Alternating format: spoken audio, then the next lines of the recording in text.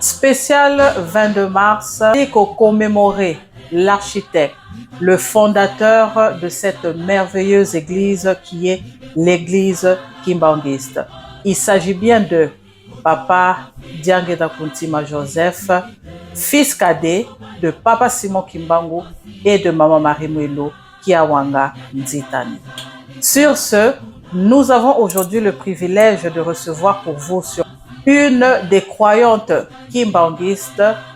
qui a choisi le micro de Magazine TV UK pour nous parler aujourd'hui de cet homme charismatique. Awa lelo na plateau na biso tozali kolobela spécial 22 mars ndenge touti koloba na kati na introduction na biso na yango na plateau na biso tozali na invité oyo ezali la première fois ye aya koleka na Magazine TV UK. Mingi bokomona elongi bokoloba ete toyebi ye. Mingi peta mususu bokoloba oyebi ete. Kasi à travers chaîne na biso nde lelo nde bokoye bako découvrir mama o azali pembeni na ngai soki azali nani pe soki ya kosalaka nini na yamba ya tata Simon Kimbangu. Na yango tozali ko encourager bino banso o bozali kolanda biso lelo ete bokoka kosalela biso signe d'amour wana ya kosabone na kati na chaîne na biso ya kolake pe ya kopartager po ete oyo tokoyoka na mokona lelo ba tata ba mama ba jeune tozali sûr et convaincu que ekosunga mingi kati na bino na bandako esika bozali kolanda biso yango bozala égoïste te ke bo garder kaka ba information oyo na bino moko meto sali kosenga na bino bosala large diffusion ya émission na biso na mokolo mwa lelo. Alors sans plus tarder tokobaluka pe kopesa mbote na invité du jour na biso. Mbote mama na biso. Mbote mama. Et topesi encore merci maman na ndenge o disposer ton na yo ya koya koleka na chaîne na biso na émission na biso to bengi spécial 22 mars pamba te ya solo nde le 22 mars ezali date moko monene pona ba kimbanguiste ya mokili mobimba tozali vraiment impatiente ya kozela koyoka nini oyo obongiseli bana ya tata Simon Kimbangu na ba sympathisants ba rolandaka chaîne na biso Magazine TV UK na mokona lelo na yango mama na ba oyo bayebi yo te bazolinga ba découvrir yo pour la première fois otala na caméra na biso oko akopesa kombo na yo na mobimba na yango na molai asinga na yango oyebisa biso kombo na yo pe ozali nani na eyamba ya tata Simon Kimbangu. Merci mama na motuna na yo ya yambo. Kombo na ngai ezali bongo mama Suzanne Mbuba Mavungu ya solo na mosala ya tata Simon Kimbangu nazali moko ya batambusi tobengi pasteur chargé d'évangélisation na kati na lingomba kimbanguiste na mboka ya Londres na paroisse de Londres. Voilà. Donc bo découvrir bo moni ke mama o azali pembeni na ngai azali solo nganga nzambe ndenge bakolobaka azali nganga nzambe na kati na paroisse de Londres donc toyambi moto ya pamba te azali vraiment na expérience na kati na eyamba ya tata Simon Kimbangu. Alors pour tokota na kati na bain ya émission na biso lelo mama pasteur Suzanne Mavungu okoki koyebisa biso ezali na eloko moko bakina bakoma koloba de père et de mère. Est-ce que maman Suzanne azali kimbanguiste de père et de mère? Maman Suzanne abotami na kati na lingomba ya katoliki. Papa pe mama na ngai bazalaki bongo ba chrétien catholique. Donc ngai nakoli na kati na eyamba katoliko na mboka Kinshasa. Nazali nabotami kimbanguiste te nakoli pe kimbanguiste te. Voilà. Nazali catholique. Catholique. Alors, maman Suzanne azali de père et de mère te. Azali kimbanguiste de père et de mère te. Kasi akoti lingomba se kokota. Et zalaki na occasion nini maman Suzanne oyo yo okota ki neyamba tata Simon Kimbangu. Eloko nini oyo e convaincaki yo. Et avant to koma na conviction nini oyo ekotaki yo nano na kati na lingomba ya tata Simon Kimbangu. Merci maman présentatrice. Ngai nabotami catholique ndenge nalobi yango na ebandeli. Nakoti lingomba kimbangiste na nsima ya libala. Donc mobali abalaki ngai azalaki catholique, azalaki kimbangiste nde eloko esalaki ete natika lingomba ya catholique nakende kolanda na mobali na ngai pasi bango basambelaka. Donc bango bazalaki bakimbangiste. Donc yango wana nde esalaki ete nakomi kosangana na bango okendeke mayangani na bango na lingomba catholique, na lingomba kimbangiste. Voilà. Mais ezali quand même exemple ya kitoko mama Suzana ndenge olobi koutaki na catholique et libala nde moto emenio na kati na église kimbangiste. Mais to komonaka mpe na mabala mingi mobali abali na ye catholique protestante to nani nani mais akangami kaka na religion oyo ayebi esika ya botami esika ya koleli. Sikoyo eloko nini oyo econvaincaki yo otika eyamba catholique po okoma kimbangista? Nde kaka mama olobi ya solo ezalaka mingi malamu na kati na ndako mwasi na mobali so bolingo kosambelaka esika moko ntango tokendeke na ndako na nzambe makambo elekaka kuna ebele ya mpe na ntango ke bozongi na ndako boko mpe kokomante na yango omonaki esika boya likambo boye ta elekaki boyaki boye mpo nini bino mibale bozalaki esika moko bovivaki makambo wana soki ke yo okendeki ya yo elingomba epe akendeki na oyo ya ye elingomba ntango bokozonga na ndako moye moninga betela moninga lisolo epai autaki eza te moye bopartage makambo oyo bouti kovivre kuna eza te yango ezalaka malamu mingi soki mwasi na mobali boyona kosambela esika moko ya solo ngai nabotami katolike ndenge nalobi nakomaki kokende lingomba ya kimbangiste mpo ezali esika nabalaki vraiment tuka na bomwana na makanisi na ngai namonaka teke nayenga ngabi kete nga azala katoliki nakenda nga na saint sacrement mpo toyebi bato ya paroisse bato ya quartier ya Ngaliema ke nakenda paroisse na ngai donc namonaki yango te epuis entre temps ntango toyaki bafiancé toza kokendeki na biso mpe na ndako ya nzambe tokendeki centre tokendeki Mbanseke tokendeki Matete donc vraiment kala période surtout ya fiançailles na biso badimanche toyaka kozwaka ngai papa baya kozwaka ngai tokei na biso kosambela na bango elongo bolimisi vraiment passer kokato maloba okoyebisa biso ezalaki na ane nini oyo okotaki na lingomba ya kimbangiste? Kokota lingomba ya kimbangiste mpona koyambama nayambami na 81 mais kobanda kokende en tout cas à partir ya année 78 donc nakoma deja kokendeki déjà wana naza deja fiancé donc nakoki deja kokende ndako ya nzambe na belle famille na nayambamaki te na nakulaki te mais nakoki deja kokendeki deja ndako na nzambe na bango elongo nde na 81 ntango nazobota mwana ngai ya mibale nde nayeki kokota mpena malongi nde nayambami mpona kokoma croyant kimbangiste. Ok, vraiment ocontinue na likambo oyo etali conviction ya kokoma kimbangiste to ya koyambama na église kimbangiste. Ya solo kaka ndenge tolobi ke tozokende nzela moko tokende kosambela nzela moko tokende centre bamatete nyonso toza kokende nakende kaka te na mwana oyenge kaka ke obali boza na babokilo bokendeke ndako ya nzambe mais en tout cas la période oyo ngai nakotaki lingomba tokende ndako na nzambe elongo na babokilo mpo mobali lere wana azalaki mpe na ye na étranger donc nazokendeke mingi ndako ya nzambe na bamama bokilo bapapa bokilo na basemeki nango tozalaki na bango esika moko bazala kozwaka yango tokende ndako ya nzambe mais na période yango wana toza kokende ndako ya nzambe naye tokeyaki période yango ebongamaki na batémoignage mpo namona yango oyaka susu na église na biso te matoka na période wana yaki période ya batémoignage soki okende ndako ya nzambe en tout cas temps ezalaki kopesama bato baleka bapesa masolo bapesa batémoignage makambo nini baza komona na se na bapongi na bavision na bango oyo etali bapapa nde période wana nde tokokende ndako ya nzambe na 78 nde en tout cas yaki période bo makasi chaque dimanche en tout cas tokokende ndako ya nzambe batémoignage ezalaki kozalaka na église bakosala batémoignage wana ngai esala eza kozala motema ezalaki kopasuka ngai ntango nyonso koyoka bapesa batémoignage ezalaka komiloba kaka awaja ngai déjà de fait papa déjà asi akufaki ntango ngai nabali donc ntango nabalaki basanzi ezalaki mingi te mpo papa akoka kotika biso donc batémoignage opeka mpasi na motema soki nayebaka papa na ngai nauta kala ntango susu na ngai nabunda bitumba ke papa na ngai ntango susu alaki azala nanu bakopea batémoignage papa asali bolakati na famille na ngai na libota na ngai na vie na ngai donc ngai sikoyo na motema ndenge kaka kolela soki kala ba théorie na ko lela nga bisoki na yebaka lingomba utakala papa na nga embela kufaki te na nga na ba ko tungisa papa na mabondeli nga abikisa papa na nga mais c'était pas le cas donc vraiment alors na motema penza il y a ko toucher la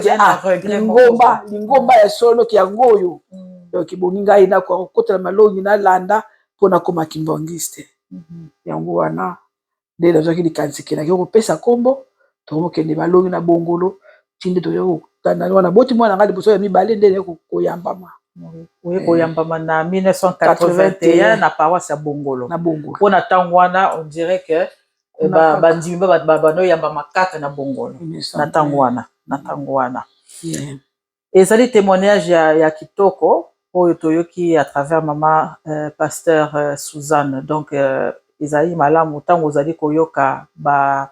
batémoignage ya bato ekopesaka mpe ntango mosusu ekosala mwa déclic moko boye na motu to na motema ya kolinga koyeba lisusu plus na ntina ya lingomba mpe ya kosenga na tata Simon Kimbangu ye moko aya kobenda yo pamba te papa jangenda moto oyo tozali kolobela lelo ye moko azalaki koloba po ozala kimbangiste ezali vocation mpo okoma kimbangiste. Alors tokosenga kuna na régie bakoka kotiela biso mwa élément moke pause publicitaire et tokozonga nsima mpo tocontinue témoignage to masolo na biso na mama révérende pasteur Suzanne Mavungu. Régie, à vous.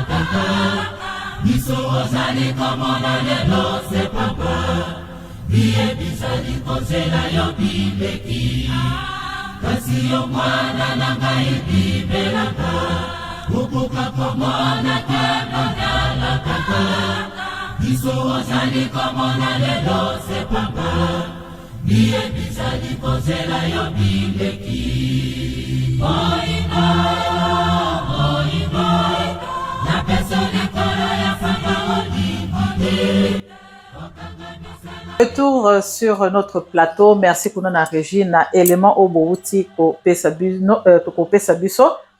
J'espère que vous sepeli na yango. Tozongi na masolo na biso, masolo ezo kende vraiment kitoko, tozo kende molo, tozo lobela papa ya mabota ebele, papa ya bana ebele, papa diange na kuntima yende mutu vraiment avandisi makambo nyonso ezala posé na kati na église kimbangiste na yango tozali kopesa bandeko nyonso mboto bozali kolanda biso ba oyo nyonso babotama le 22 mars tozali kopesa tozali kosouhaiter bino ba bon anniversaire et tozali kosouhaiter pe na bakimbangiste nyonso ya mokili mobimba ba bonne fête esika banso bino bozwami ezala en Europe ezala kuna na Afrique esika kuna ezali vraiment kochauffe kuna le 22 mars epesameli nde na service ya baprotocole donc bango bazali service sans frontières tozali kopesa bino nyonso bambote mpe tozali kosouhaiter bino ba bonne fête awa na paroisse de Londres tozali na équipe ya makasi ya baprotocole oyo bakosalaka mosala ya tata Simon Kimbangu tobosani te mama Judith Tayeye mopanzi ya papa Zeze papa Gégé topesi bino ba bonne fête topesi bino ba mbote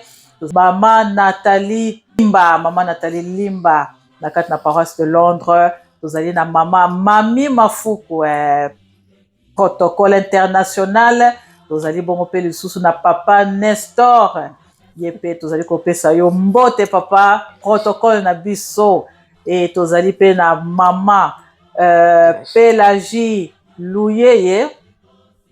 mama Pélagie Louyeye bino nyonso équipe ya makasi kuna ya protocole na paroisse de Londres vraiment na mama Pauline Dialongo mwasi ya pasteur Pierre Diangangu donc équipe voilà ya protocole na paroisse de Londres kuna pe na paroisse Ilfort topesi bino basalam kuna pe na paroisse Stockholm topesi bino bambote papa Paul ambassadeur na paroisse Stockwell donc tozali kokoba mama Suzanne na mama pasteur azali posé malgré que ezali mbala liboso aleka na émission mais azali posé po makambo oyo asala na ye déjà kotelema na cher koteya bapate ya tata Simon Kimbangu donc kolenga kobanga esi elongwa ye mama pasteur motuna moko eyeli biso na kati na makanisi pendant que tozalaki na pause publicitaire ya kotuna impression ya baboti na yo ya baboti na yo ntango ozwi libala na mobali oyo azali kimbangiste ezalaki boni mama ntango kaka tobandi bafiançaille na biso papa ayebaki na ye bien ke mobali oyo azwaka kobala mwana nanga azali libota bakimbangiste amanifestaka na ye mpe eloko te alobaka mpe eloko mpe te po lingomba kimbangiste papa mpe ayebaki yango mpe kaka na mokolo wana te papa ayebaki lingomba kimbangiste malamu ayebaki lingomba kimbangiste malamu kaka na bamikolo mpo na kotiaka mwa bacommentaire na mwa pilipili moke na lisolo ntango kala bamvula elekaki ebele ebele tokokende bakishasa bokosuka na koleka boyaki na paroisse ya bandalungwa baosala bangiboni na onde toka bangiboni ndenge ezalaka mpona koloba mbonga ntinsani na ye petele bato mpe nde bayebaki mpe ngai nazoleka nanga kaka bango baye mbango kobenda nga wana mama yaka toyebi yo malamu me oyebi no biso te donc yo fo tongaka na paroisse ya bandalungwa po paroisse oyo papa na yo moto apesa yango na lingomba ntango wana azalaki bourgmestre ya zone ya commune ya bandalungwa ye moto apesa mabele oyo po to bakimbangiste basambelaka donc paroisse na yo eza paroisse ya bandalungwa donc yo fo ntinzala na yo otyelaka awa ngabi atere bokosi nga ndamona ngaliema namona awa te mais au moins nazokami quelque chose natiaki na sali na bango natiaki donc au moins ngai mpe nayekoli histoire nayekoli mpe likambo nini yango esalamaka ke papa ntango azalaka bourgmestre ya commune ya bandalungwa ye moto aremetaka mabele wana donc apiaka otorti soki mabele wana ekoma ya église kimbangiste mpo basambelaka papa komona ezalaki nani mpona bandeko oyo bayebi te de fait Mavungu Albert azalaka bourgmestre ya commune ya bandalungwa donc ye nda apesaka mabele oyo na mabele ya paroisse ya bandalungwa na bakimbangiste basambelaka donc bango bayebi histoire ya paroisse na bango donc ngai mpe nayebaka mpe te bango ati bayebisaka lisolo ke mabele oyo papa na yo moto apesaka yango na église kimbangiste na ntango na ntango nazwi mobali ya kimbangiste abaki na eloko te mais mokolo ya dote na ngai ya libala quand même azoki courage ya koloba ke bobali mwana na ngai me bokomisa ye kimbangiste te donc papa baki bobali mwana na ngai me bokomisa ye kimbangiste te ezalaki maloba na ye mais choix ezalaki ya ye te et puis donc jamais obstacle ezalaka ke ate kokendeke te aboye donc ti toki bafiancé dimanche bango bakenda bango na église ngapi nazozela baya kozwaka tokende kimbanteke tokende njili tokende tuki wapi tokotambolaka na biso ezalaka maloba bimisaki mais en tout cas vraiment ke papa siliki kuna kokendeke te papa boye te en tout cas akangaki ngai nzela te ke nalingi yo na église wana te akangaka ngai nzela te donc naza kokenda ngai sans problème eza po ezalaki vocation ezalaki elembo na yo ezalaki nzela na yo donc déjà yango wana papa Albert Mavungu akangaki mama Suzana nzela te ndenge tolobi ezalaki solo vocation que mama Suzana ye azwaki appel ya ye moko tata Simon Kimbangu ya koya kokota na lingomba na ye pe lelo azali nganga monene na kati na yamba tata Simon Kimbangu. Alors ndenge tolandi na lisolo mama pasteur outi na yamba catholique okoti na lingomba kimbangiste ozalaki komona kaka ta mosusu papa Diangenda na mosika kasi okoki koyebisa biso soki mémoire na yo eza nano fraîche ya koyeba mokolo ya liboso yo omonaka papa Diangenda kunti ma chère spirituelle ezalaki na occasion nini pe baimpression na yo ezalaki ndenge nini mokolo yango oyo okutanaki na papa? mbala liboso nakutanaka na papa Diangenda tokendaki nde na ndako na ye na mokoto ndenge toyebi kaka makambo yango ya mabala ndenge esalemaka donc fai tokende na mokoto na papa na mama mpo nakende kokutana na papa Diangenda mpo na mbala liboso tokendeki nde mpona kolakisa mwasi ya mwana na bango akobala mpe tokendeki na mokoto nde ta tokomi kuna namona kaka ndenge nini ezalaka wana na bandani kosambela te mpo na bakembala biso namonaka ena na bandani kosambela te toyapenaka visite kaka tokela mokoto kokutana na papa soki kokutana na papa ta tokomaka donc il faut kolonga basapatu tolonga basapatu ntango papa mpe abimi tofukami mais après tokoti na kati ya ndako tovandi tosololaki ke mwasi mwana aponi mpona kobala yeyo ndeyaki mbala liboso namoni papa en tout cas tosolaki mpena vraiment masolo ebele te apesaki kaka mbote oyo batia koswana na papa na pembeni na mwana pembeni nayebi te matuka ngai kaka tomonani kaka apesi nga mbote tovandi na biso na bakiti oyo elekaki na pembeni na ngai moye nayebi eza te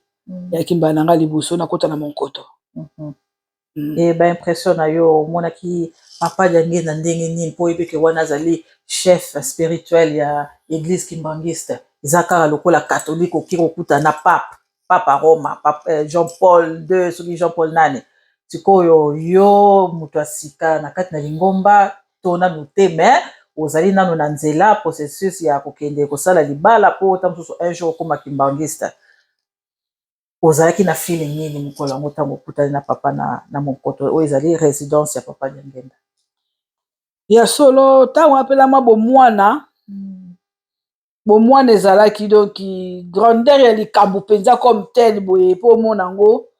oza kaka kolanda ndenge omoni kaka bato baza koagir ndenge nini namona eza papa donc natali mpe ya lingomba kimbangisi lokola na koti yango na nsima ya libala donc moto so tu na kati na lingomba to na kati na mokoto kuna mpona bona azaka mabokilo donc mpo na ye libala nde moto ememi ngai kuna donc bango sotu kaka mabokilo donc bato babengaka kaka mabokilo donc namonaki kaka za papa gentil papa bien mais grandeur na ye comme tel mpenza ndenge atuka namonaki yango mpenza te bekake donc mokonzi ya lingomba to yeyo mokonzi ya lingomba baza kaka papa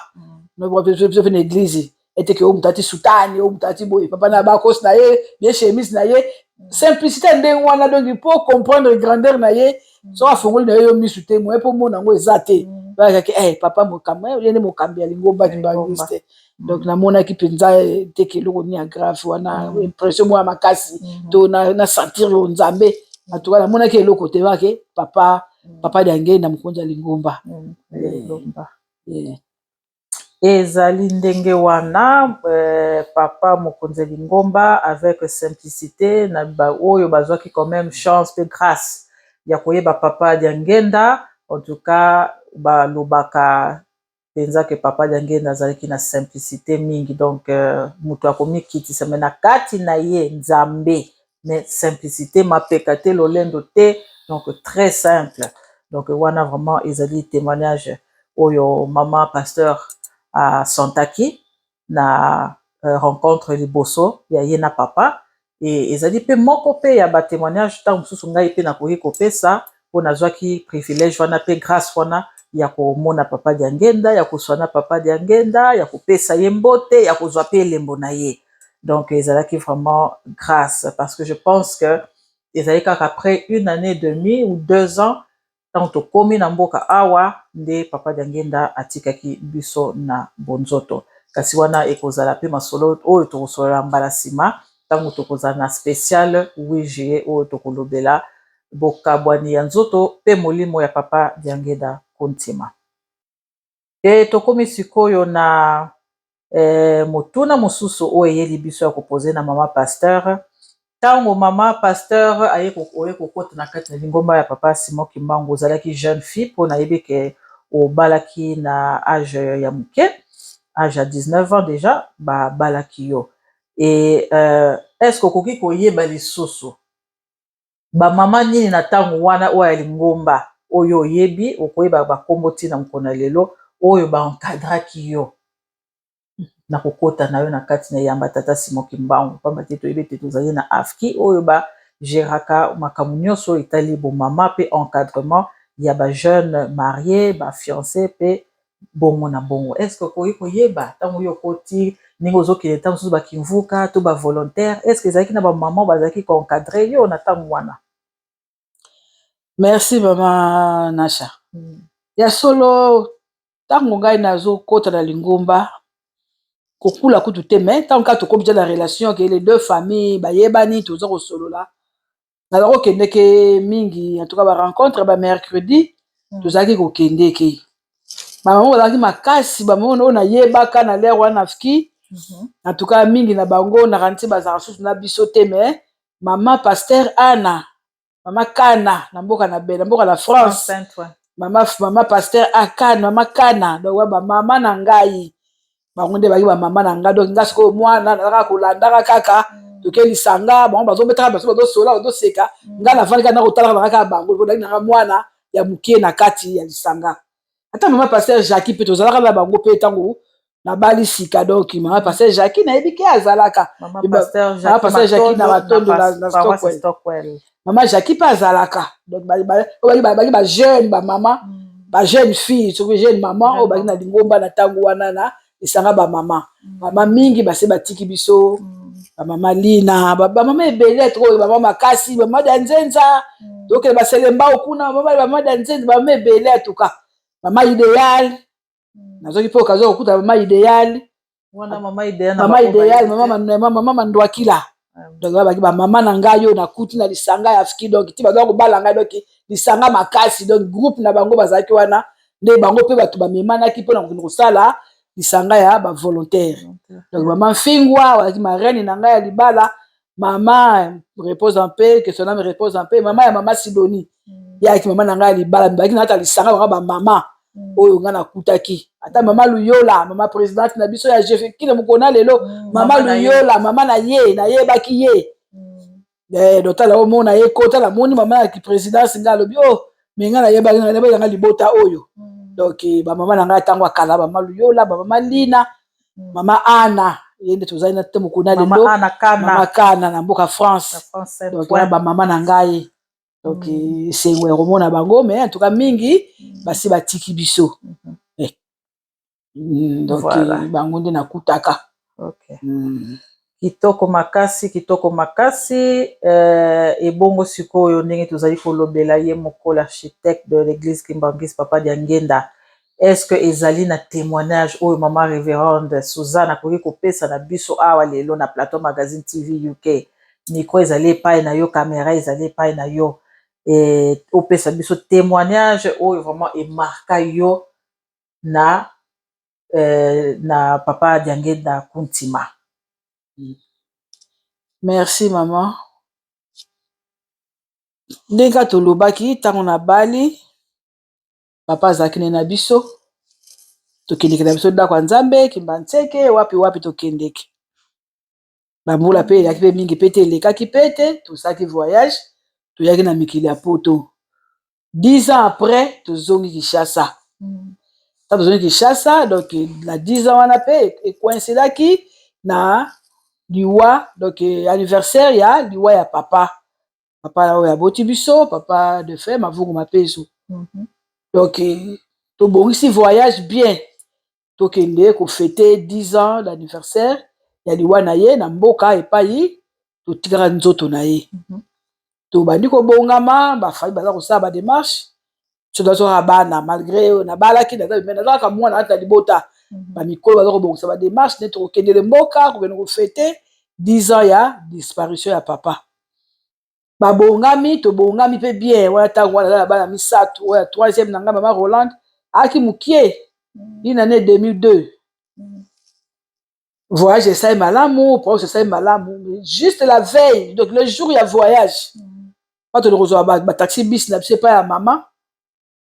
ngai nangi na ndako na ngai epai na baleli mama paza pene epai na ye azalaka donc ifali tokende komatela kuna epai na ye biso surtout na babisi baluwaki oyo nde komema biso na mayombe kuna mpona kokende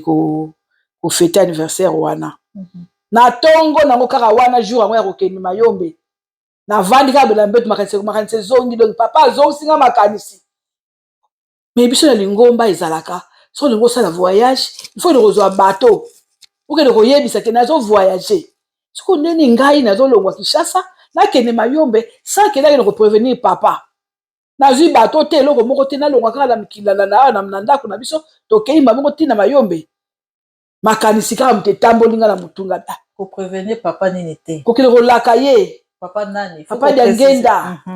nakende koyebisa ye ke nazosala voyage bakimbaki toyebi ke biso totoka bateau tofokende kolaka soki kuta ya papa te basadisi bazali bamama mikala bazalaki oyo bakopesa yo nzela bapesi yo mai mpona kobongisela yo nzela mpe ozali kokende donc ngai makanisi wana elongwaki ngai ti na jour ya voyage na ntongo papa azongiseli nga makanisi ke ozwi bateau tokomona epai ya mama mituka ye basusu baye nde tokokende mboka basusu baye na bonzambe na ye kaka asali nabikaka ke nazoya naza na likambo kosala natiki bona ota lupangu ngai na bimi nakomi na ipeni wana doki lokaka transport yango doki ye mpe kaka moto abongiselaki nga yango naza na mutuka te nani eloko te me nakomi na ipeni wana kaka na mbongo na nga nakomi na ipeni wana bataxi bisi mpe ye nazwi mpasi na liboso mama okela mpenza ya bino okende ngiringiri ote biso tokela kitoki mosi kota na liboso nakoti na liboso tokela kitoki mosi mama kokita te tozokontinue nzela banda lunga toleki ti na wenza bayaka donc bisi na mataka ya mutuka ti na wenza bayaka nakoma mpe na kiti nake mpe nakoti na lopango kapete papa mpe abimi libanda toloko asi amonaki bakamini yango ya mabe ebongisamaki na mobembo yango wana doki ayambaka ngai na loko nabiloki papa na kanda doki mituna po biso kutana papa doki toka biso oyo toki bana na français ka ososa biso tu vas où comme ça et pour toi doki question réponse na sa motema na vandi nga papa pe kanda makasi boye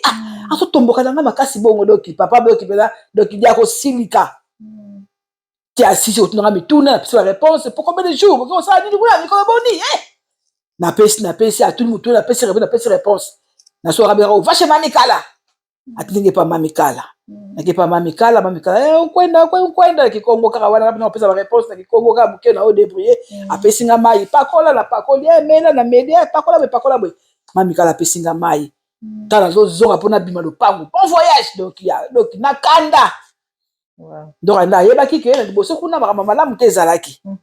mais akoki kopekisa mpe ngai tamoni kaka ke bolingo na nango na libota ke tozokende likambo ezali ya papa na ngai donc napekisa ye taso na ngai na comprendre mpe yango te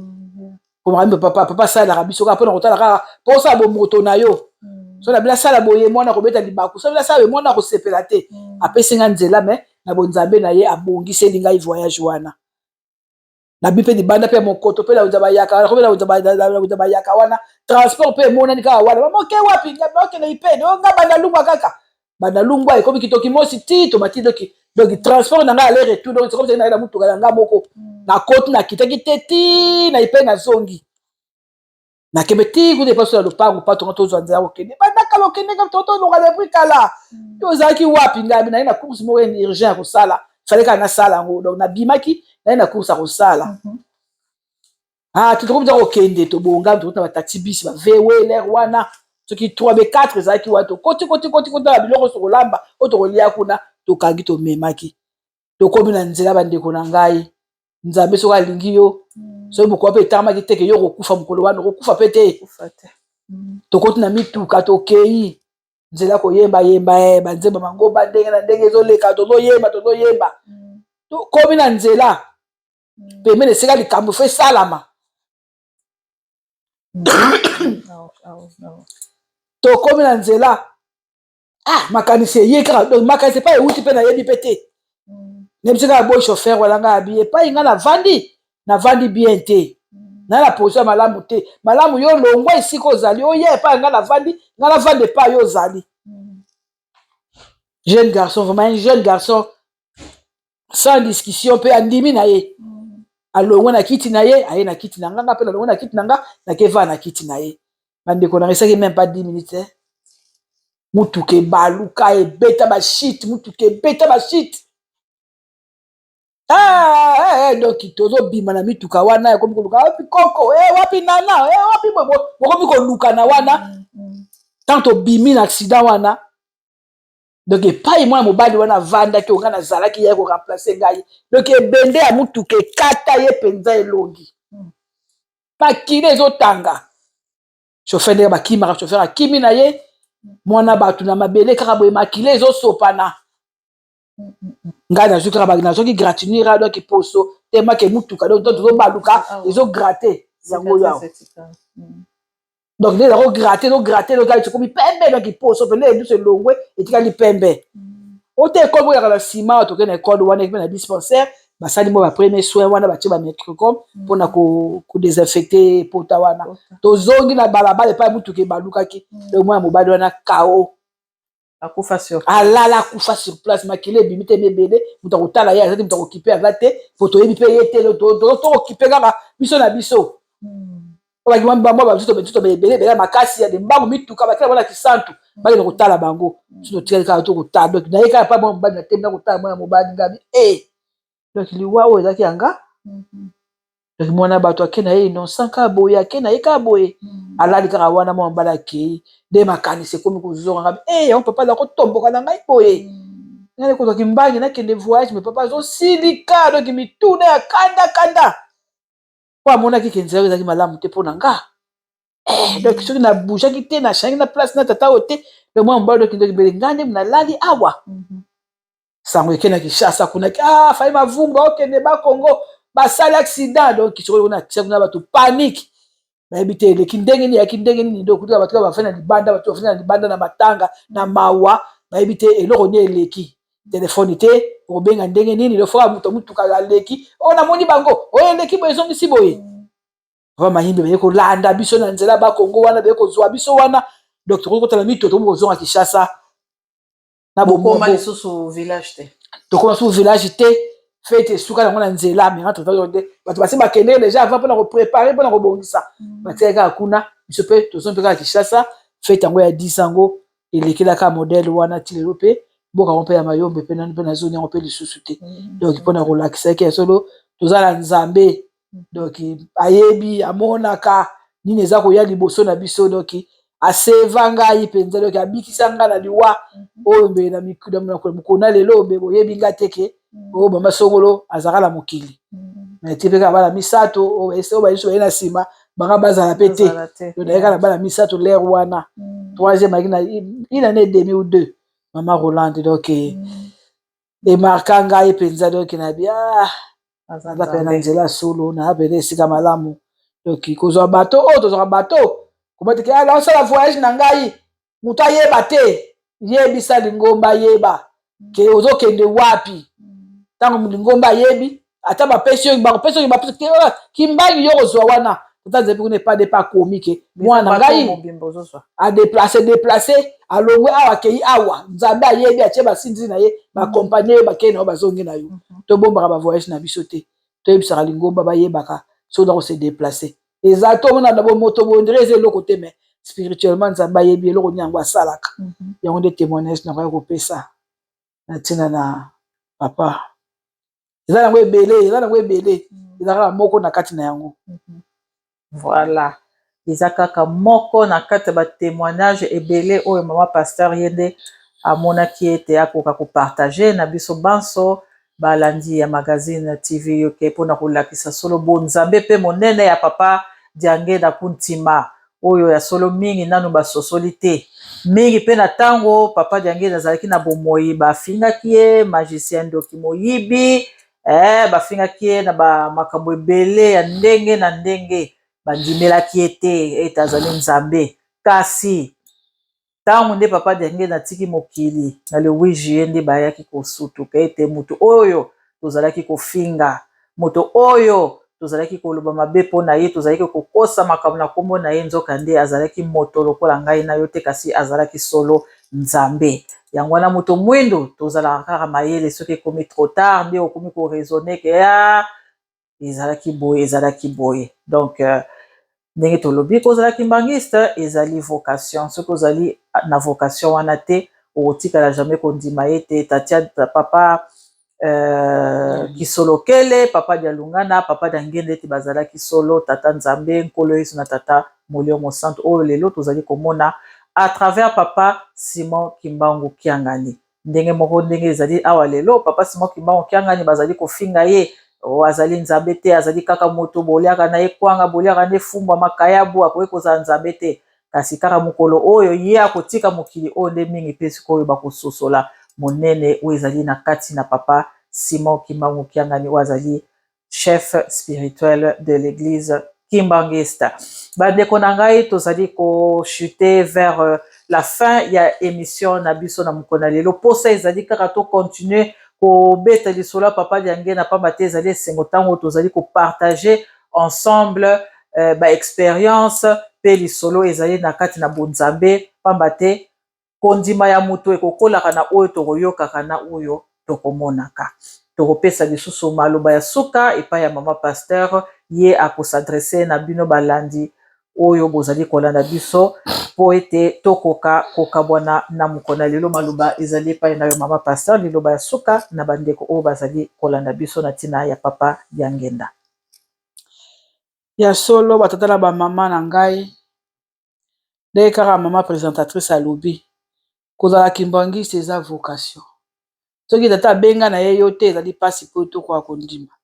malgré koyoka ebele malgré komona ebele soki ozali oyo ye aponaki te mpo ozala na kati na lingomba na ye okokotaka mpe kaka te donc kozala kimbangiste ezali solo likambo moko ya kitoko mpe ya monene ngai lokola nakoma kimbangiste atuka namimonaka donc nazali ondire au-dessus ya bato ebele mpo nini mpo napona nzambe napona nzela na ngai epuis naza na kati na nzela na ngai ndenge bayebisaka biso nde bateyaka biso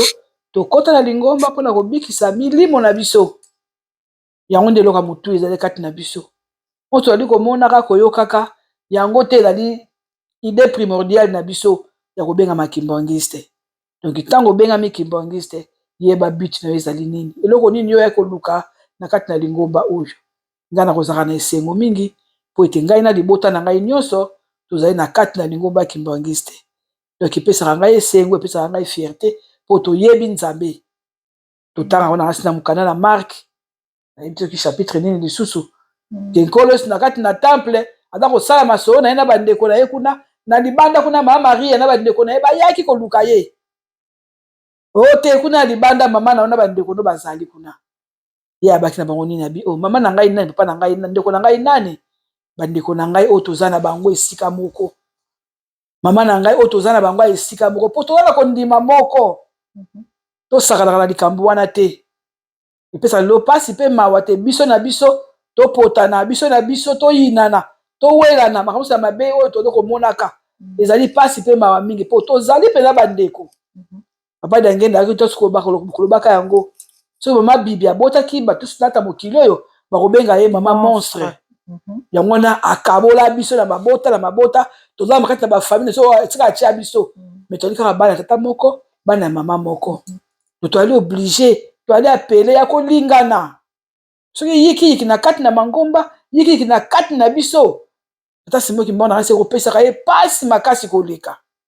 po yo ata yo moboti soki oboti bana na yo wake o kuna ya na leki bayokanaka te kuna batanaka te kuna baza kosolola te pasi nini na weta motema po nini nga na boti yo situ na bolingo moko bokokabana po na nini. Donc biso pe tosala makasi bolingo wana tokota wana na mitema na biso tolongola mingi tokoti nango na kati na mokili na ntango boye baappartenance ya baparoise yango nde komi koti te biso susu pasi ya makasi koleka ngai na moto ya paroisse oyo. Donc ngai kaka na bato ya paroisse oyo kaka paroisse wana kuna ezali ya biso te ya ngai pe te. Donc makambo ya kuna etali mpe ngai te eza pasi eza mawa mwa tokomi kobosa na ye ke tozalaka bana pasi moki mbango na mama mwelu. C'est comme si paroisse na ngai nde moto ebotaki ngai paroisse na ngai nde moto aza kodirige ngai. Or biso surtout tozwaka kaka mitindo eutaka na Yerusalemi ya sika epai papa Simoki Mbangu. Tosala makasi tose surpasse na makambo oyo eza kopesa retard na progrès, retard na épanouissement ya lingomba. Po nini po tolingi kokangana kaka biso na biso kaka ngai na oyo ya ngai kaka okuna ya ngai te bizali ezali ya kimondimi te. Tosala totika pasi moki mbanga na pasi pe susi makasi na etambo ene ezali na biso tolingana na biso po toyebisi na likambo toyokana na biso po toyebi suka na yango elongo ezali epai na biso. So tolingi ni pasi moki mbanga wana kopona alingi ye alingi ngai te ye nde mwana okuna mwana te me na kati na conscience toyebi ke ye nde aboti biso nyonso. So po tokotinda tata pona bana apona oyo atika oyo alinga ngai alinga ye te est-ce que eza normal na bomoto na biso bongo mbala boni boyo na bonzambe tolingana na biso tosangana na biso tolia sani moko tokabola sani moko po nde biso nde bandeko ya solo oyo baye kati na biso na ndenge ya famille na ndenge ya biologique to tobengaka famille biologique na ngai eza mabe te eza nango malamu me bondeko oyo tasi moyi mbanga aza kosangisa biso eleki malamu eleki makasi koleka tosala makambo malamu mpo nzambe asepela na biso bilaka azali kolakela biso ekokisa makati na biso toka kosepela na kati na yango. Yango kaka conseil yango kopesa yango kaka kobakisa na tia na mainaso oyo tolobi kati na esika oyo nakokosipisa wana. Merci beaucoup conseil oyo mama pasteur Suzanne ye apesi na biso apesi na ngai na biso banso oyo tolandi na mokona lelo tobakisi mwa un plus na kati na kondima na biso naza sûr que efortifie biso tolingana na biso ndenge mama pasteur alobi pamba te bolingo yango nde moto ekozipaka mabe nyonso tolingana na biso bana tata Simoki Mbangu kiangani pamba te la victoire est certaine car la cause est juste. Pona lelo tosukisi émission na biso spéciale 22 mars awa pe topesani rendez-vous pona prochain numéro ou ekozala spécial 27 avril. Merci et tokutani mbala ya sima. Ciao.